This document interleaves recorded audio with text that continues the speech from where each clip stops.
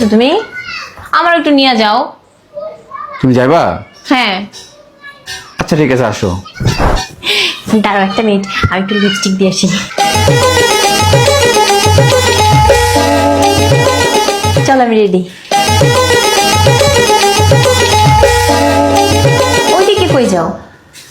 আরে আসো, এদিকে যাব। কিন্তু তুমি এইদিকে যাইতেছো কেন? বাথরুম তো এদিকে। বাথরুম এদিকে মানে? আমি তো বাথরুমে যাব। আসো। তুমি যাও বাথরুমে, আগে বলবা না যে তুমি বাথরুমে যাবা। আমি কি তোমাকে বলছি যে আমি বাথরুমে যাবো, বাইরে যাবো, এরকম কিছু বলছি?